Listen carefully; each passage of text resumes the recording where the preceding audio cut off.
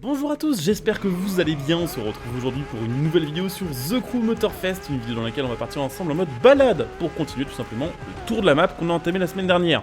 Dans le premier épisode, on avait pris la Bugatti Divo et on était parti d'une ville au sud-ouest de la map jusqu'une plage au nord-est. On avait fait une vingtaine de kilomètres, on avait fait quelques petites pauses quand le paysage était vraiment stylé, ce qui était le cas. Clairement, il y a des très beaux levées de soleil, il y a des très beaux effets tout simplement sur ce jeu. On a fait quelques pauses évidemment aussi dans les villages de la côte ouest, quelques pointes de vitesse et globalement, j'ai l'impression que cette première vidéo vous a plu. Du coup, pour cette suite aujourd'hui du tour de la map de The Crew Motorfest, on part pour l'épisode numéro 2 avec la Ferrari F12 TDF. Alors oui, je sais, sur le jeu, il y a également la Superfast, qui est techniquement la même voiture en plus récent chez Ferrari, et qui est aussi un peu plus performante. Mais j'ai toujours une petite préférence pour la TDF, que je trouve un petit peu à part, et qui a presque un côté hypercar, au final, pour cette GT. Donc au programme de la vidéo, tout simplement, on va reprendre où on s'était arrêté avec la Divo, c'est-à-dire au nord-est de la map, au même hôtel où on s'était arrêté, et on va descendre vers le sud-ouest de la map.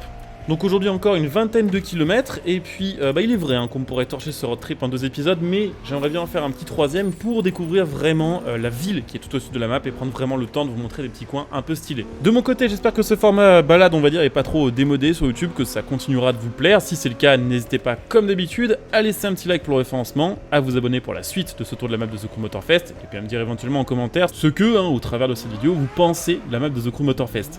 Juste avant de vous présenter la voiture, on va quand même aller jusqu'au bout de la jetée. J'avoue que j'aime bien ce genre d'endroit là, avec les petites maisons, les cocotiers. Je suppose que c'est des cocotiers, j'y connais pas grand chose. Et surtout des endroits un peu cachés où tout le monde va pas forcément foutre les pieds. Des fois il y a des easter eggs, des fois il y a des petits secrets, des fois il y a des petits bugs sur ce genre d'endroits qui sont un peu moins travaillés des fois. On va voir ce que ça va donner. On va s'engager sur le petit chemin. Petite cabane où on peut bouffer des crevettes. En vrai, c'est là qu'on voit qu'il y a vraiment une différence énorme quand même avec The Crew 2. C'est que là même, genre l'intérieur de la cabane entre guillemets est réalisé, enfin plutôt la caravane. Et même le menu, il est lisible. Donc ça, c'est genre de truc sur The Crew 2, il y aurait juste un carré noir pour le menu avec vite fait des trucs illisibles. C'est un détail, je sais que ça change rien au niveau du gameplay. Putain, c'est vraiment stylé ici quand même. C'est vraiment joli. L'eau, elle rend super bien. Je sais bien que certains vont dire nanana sur Horizon 5 c'est mieux, mais franchement les décors ils sont ultra stylés. Avec d'un côté là derrière nous la plage et en face les énormes montagnes, ça bute quand même. Mais oui, je disais, j'aime bien ce genre d'endroit et c'est là qu'on voit vraiment le gap avec TC2 parce que sur TC2 on a eu vraiment un faible niveau de détail. Toutes les maisons qu'on vient de croiser, ça aurait été des copier-coller.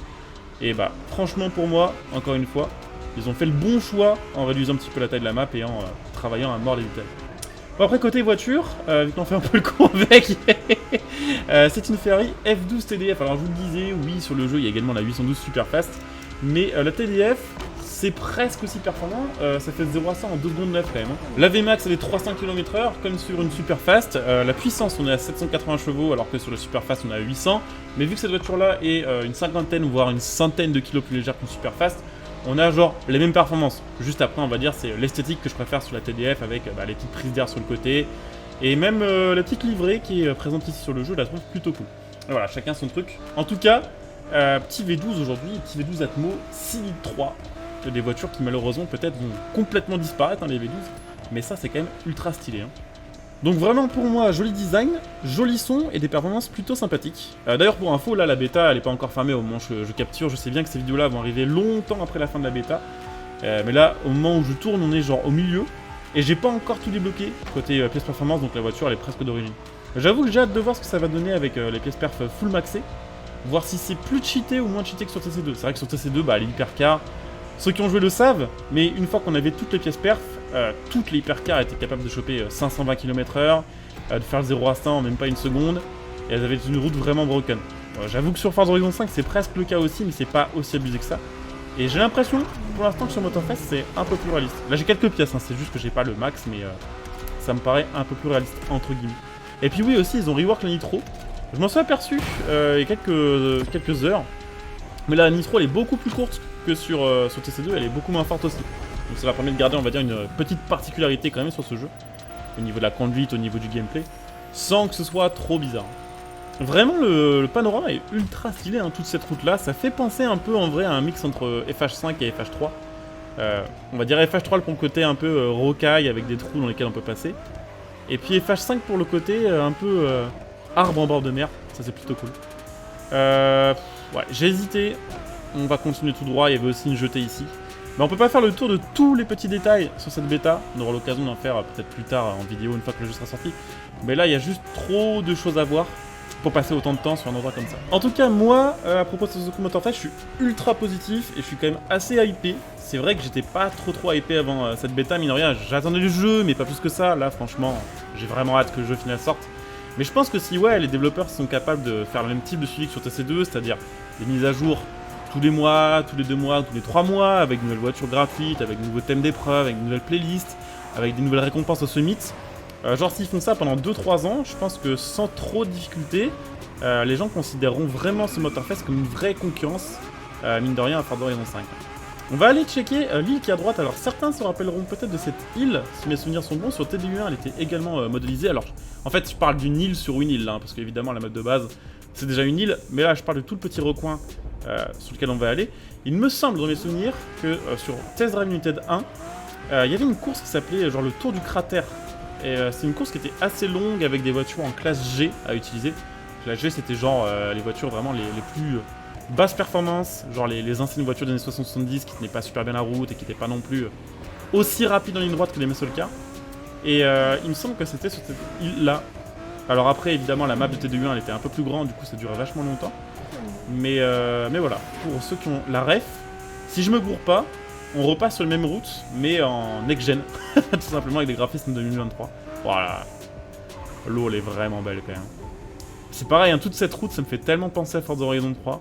Je sais que j'ai un problème avec Forza Horizon 3, hein. Je sais que j'ai vraiment été, pas traumatisé, mais marqué par FH3. C'est stylé ça, tiens. Est-ce qu'on peut rentrer dedans? Non, j'ai pas l'impression, on dirait des bunkers militaires. Mais je trouve que c'est vraiment, parfois, pas copier-coller, mais il y a une petite vibe Forza Horizon 3 qui est assez agréable. Mais en tout cas, on va revenir quand même sur la route principale. Je vais essayer de pas faire trop durer ces épisodes-là, justement parce que le prochain, j'aimerais bien qu'il soit un peu plus long et qu'on ait vraiment le temps de se concentrer sur la ville au sud. Donc je pense que je vais pas tarder à arrêter, là, on va essayer de se rendre dans un endroit un peu RP pour s'arrêter là. Avec si possible un parking ou si possible un endroit un petit peu chill pour se poser.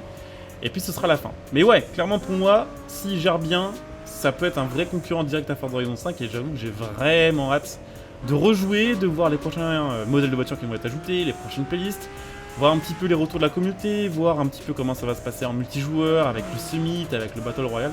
Ça me paraît prometteur. Et j'avoue que j'ai très hâte de lancer mes prochains live Twitch sur ce jeu.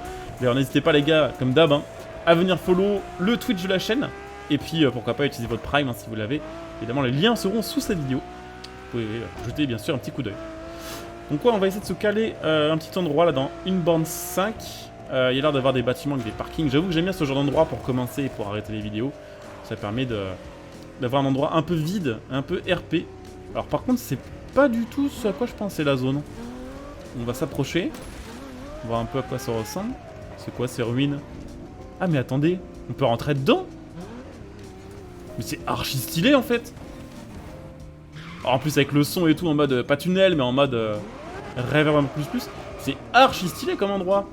Le fait, alors c'est vrai que sur ce jeu malheureusement il n'y a pas de délire on va dire d'arène saisonnière avec des trucs en mode mini-jeu de chat à faire ou du roi ou de l'infecté comme sur Forza Horizon, mais c'est genre l'endroit parfait pour faire ça, hein. C'est ultra clean hein. Alors je m'attendais pas à tomber sur une pépite comme ça, déjà l'ajouter je trouve que c'était plutôt cool avec le fait qu'il soit allé vraiment dans le détail.